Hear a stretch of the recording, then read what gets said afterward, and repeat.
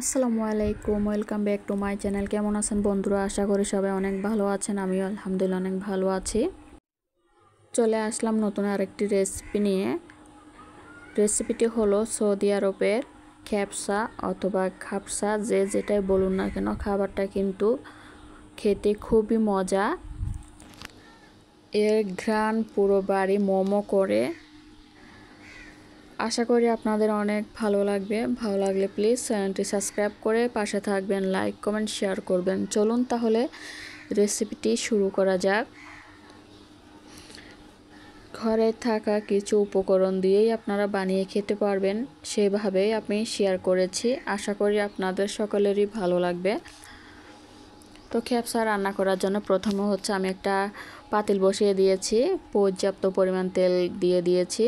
তেলটা গরম হয়ে গেলে 1 কাপ পরিমাণ পেঁয়াজ কুচি দিয়ে দিলাম। পেঁয়াজটা হালকা ব্রাউন হয়ে আসলে 2টা তেজপাতা, এলাচ, দারুচিনি, লবঙ্গ, গোলমরিচ দিয়ে ভালো করে কষিয়ে নিচ্ছি। ভালো করে কষাতে হবে যাতে সুন্দর একটা ফ্লেভার বের হয়। তো একটু কষিয়ে নেওয়ার পরে আমি 1 চা চামচ পরিমাণ পেঁয়াজ বাটা, আধা চামচ পরিমাণ রসুন বাটা, আধা চামচ পরিমাণ আদা বাটা দিয়ে ভালো করে কষিয়ে নিচ্ছি। ভালো করে কষানো হয়ে গেলে দিয়ে দিব 1/2 চামচ পরিমাণ লবণ, 1/2 চামচ পরিমাণ জিরার গুঁড়া, 1/2 চামচ পরিমাণ মরিচের গুঁড়া, 1/2 চামচ পরিমাণ হলুদের গুঁড়া।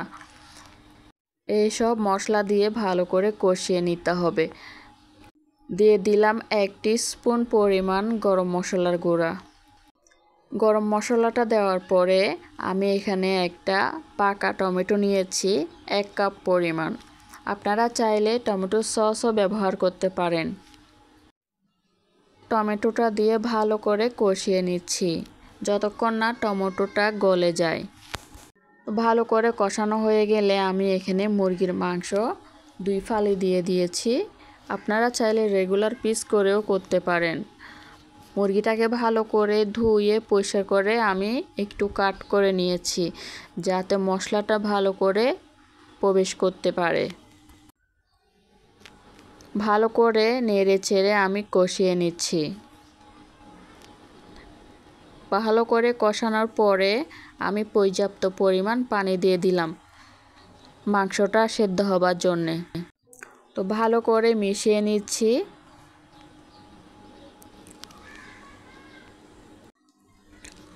ভালো করে মিশিয়ে আমি ঢাকনা দিয়ে রান্না করে নিব আধা ঘন্টার জন্যে।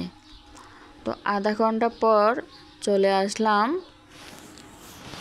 আধা ঘন্টা পর একদম মাংসটা সেদ্ধ হয়ে গিয়েছে। এবার মাংসটাকে তুলে আমি অন্য একটা বাটিতে নিয়ে নিয়েছি। এবার ওই মশলাতে আমি 2 কাপ পরিমাণ পানি দিয়ে দিয়েছি। পানিটা দিয়ে ভালো করে মিশিয়ে নিয়েছি। আমি এখানে 1 পট পরিমাণ চাউল নিয়েছি, পোলাওয়ের চাল। চালটা দিয়ে ভালো করে মিশিয়ে নিয়েছি। এখানে 2 স্লাইস লেবু আমি দিয়ে দিয়েছি। সাধারণত ক্যাপসার মধ্যে শুকনা লেবুটা ইউজ করা হয়, তো আমার শুকনা লেবুটা নেই, তাই আমি কাঁচা লেবুটা দিয়েছি। তো অন্যদিকে আমি অন্য পাতিলে চিকেনগুলোকে হালকা একটু ফ্রাই করে নিয়েছি। এরকম একটা সুন্দর ব্রাউন কালার হয়ে গেলে আমি উঠিয়ে নিব।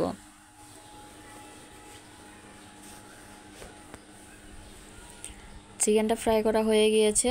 এবার ভাতটা একদম রেডি হয়ে গিয়েছে, একদম ঝরঝরে হয়েছে পোলাওটা। দেখুন আমার একদম ঝরঝরে হয়েছে এই পোলাওটা। তো পোলাওটা হয়ে গেলে আমি সুন্দর করে বেড়ে নিচ্ছি। দেখুন বন্ধুরা, আমার পোলাওটা কিন্তু একদম ঝরঝরে হয়েছে, একটুও ভেঙে যায়নি, একদম পারফেক্টভাবে ঝরঝরে হয়েছে।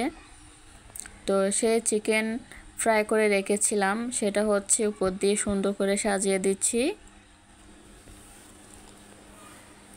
কিছু এখানে আমি কাজু বাদাম, কিশমিশ ফ্রাই করে নিয়েছি ঘিয়ের মধ্যে, সেটা স্কিপ হয়ে গিয়েছে।